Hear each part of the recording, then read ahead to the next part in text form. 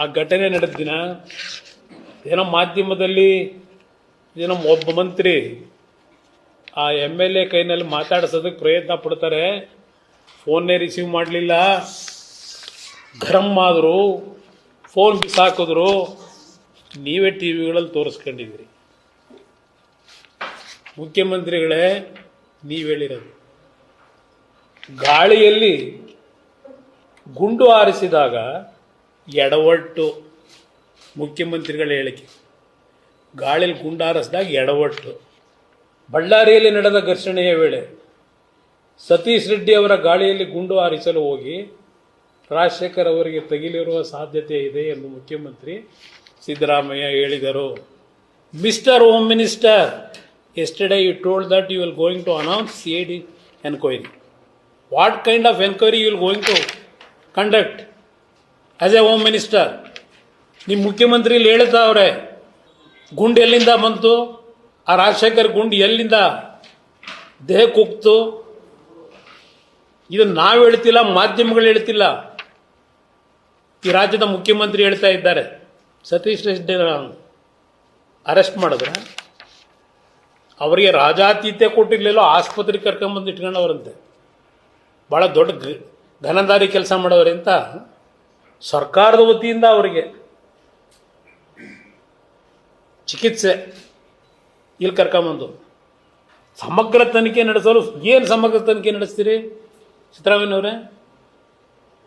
ಸಮಗ್ರ ತನಿಖೆ ನಡೆಸಲು ಹೇಳೋರಂತೆ, ಸೂಚಿಸಿದ್ದಾರಂತೆ. ಗನ್ ವೇಳೆ, ಘಟನೆ ವೇಳೆಯಲ್ಲಿ ಗಳಿಸಲಾದ ಗನ್ ಯಾರಿಗೆ ಸೇರಿದ್ದು ಎಂಬ ಬಗ್ಗೆಯೂ ತನಿಖೆ ನಡೆಸಲು ಸೂಚಿಸಲಾಗಿದೆ. 4 ದಿನ ಆಯಿತು, 5 ದಿವಸ ಆಯಿತು ಇವತ್ತಿಗೆ. ಕ್ಷುಲ್ಲಕ ಕಾರಣಕ್ಕೆ ಗಲಾಟೆ. ಇದು ಮುಖ್ಯಮಂತ್ರಿಗಳ ಹೇಳಿಕೆ. ಇನ್ನು ಮುಖ್ಯಮಂತ್ರಿಗೆ ಹೋಮ್ ಮಿನಿಸ್ಟ್ರಿ ಕೇಳಲಿಕ್ಕೆ ಬಯಸ್ತೀನಿ. ಇಲ್ಲಿ ನಮ್ಮ ಗ್ರೇಟ್ ಡೆಪ್ಯೂಟಿ ಚೀಫ್ ಮಿನಿಸ್ಟರ್ ಇವರು ಪ್ರಧಾನಮಂತ್ರಿಗೂ ಎದುರಲ್ಲ, ಕೇಂದ್ರದ ಗೃಹ ಸಚಿವರಿಗೂ ಎದುರಲ್ಲ.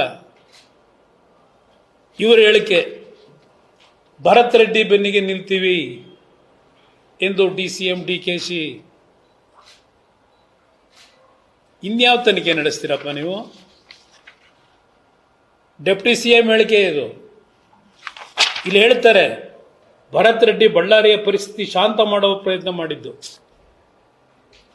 ಕಾಂಗ್ರೆಸ್ ಪಕ್ಷ ಅವರ ಬೆನ್ನಿಗಿರಲಿದೆ, ಮತ್ತೊಮ್ಮೆ ಬಳ್ಳಾರಿ ರಿಪಬ್ಲಿಕ್ ಆಗಲು ಬಿಡುವುದಿಲ್ಲ. ಅದಾದ ಮೇಲೆ ಹೇಳ್ತಾರೆ, ಜನಾರ್ದನ್ ರೆಡ್ಡಿ ಬಳ್ಳಾರಿ ಕಾಲಿಡುವವರೆಗೂ ಒಂದೇ ಒಂದು ಗಲಾಟೆ ಇರಲಿಲ್ಲ, ಸಣ್ಣ ಅಹಿತಕರ ಘಟನೆ FIRಗಳು ಇರಲಿಲ್ಲ, ಅವರು ಬಂದ ಮೇಲೆ ಗಲಭೆಯಾಗಿದೆ. ಮಿಸ್ಟರ್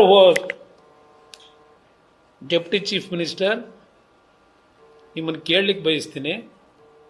ಜನಾರ್ದನ್ ರೆಡ್ಡಿಗೆ ಸುಪ್ರೀಂ ಕೋರ್ಟು ಬಳ್ಳಾರಿಗೆ ಹೋಗಲಿಕ್ಕೆ ಅನುಮತಿ ಕೊಟ್ಟಿದ್ದು ಎಂದು? ಆಲ್ಮೋಸ್ಟ್ 1.5 ವರ್ಷ ಆಗಿರಬೇಕೀಗ ಅನುಮತಿ ಕೊಟ್ಟಿರ್ತಕ್ಕಂಥದ್ದು ಬಳ್ಳಾರಿಗೆ ಜನಾರ್ದನ್ ರೆಡ್ಡಿ ಹೋಗಲಿಕ್ಕೆ. ಈ ಕಳೆದ 1.5 ವರ್ಷದಲ್ಲಿ ಜನಾರ್ದನ್ ರೆಡ್ಡಿಗೆ ಕೋರ್ಟ್ ಆದೇಶ ಕೊಟ್ಟ ಮೇಲೆ ಅವ್ರೇನು ಬಳ್ಳಾರಿಗೆ ಹೋಗಿದ್ದಾರೆ 1.5 ವರ್ಷ, ಎಷ್ಟು FIRಗಳು, ಎಷ್ಟು ಗಲಭೆಗಳಾಗಿದೆ ಜನಗಳ ಮುಂದಿಡಿ. ಇದ್ರ ಜೊತೆಗೆ ಅವ್ರು ಬೇರೆ ಹಿಮ್ಮೇಳ, ಹೋಮ್ ಮಿನಿಸ್ಟ್ರು. ಜನಾರ್ದನ್ ರೆಡ್ಡಿ ಬಳ್ಳಾರಿಗೆ ಬಂದ ಮೇಲೆ ಕಾಕ್ತಾಳೀಯ ಈ ಗಲಭೆದು. ಅವ್ರ ಹಿಮ್ಮೇಳ ಇವ್ರ ಜೊತೆಗೆ ಇರ್ತಾರಲ್ಲ, ಅದೆಂಥದ್ದು ನಿಮ್ಮ ಹಳ್ಳಿಲಿ ಮೊದಲು ಭಜನೆ ಮಾಡೋಕ್ಕೇನೋ ಬರೋರಲ್ಲ, ಆ ಹಿಂದ್ಗಡೆ ಇದು ಹೊಡ್ಕೊಂಬಂದು ಎಂಥದ್ದು ಬರೋರಲ್ಲ, ಹೇಳ್ಕೊಂಡು ಅದಕ್ಕೆ ಹೋಮ್ ಮಿನಿಸ್ಟ್ರು ಹಿಮ್ಮೇಳ ಇದಕ್ಕೆ.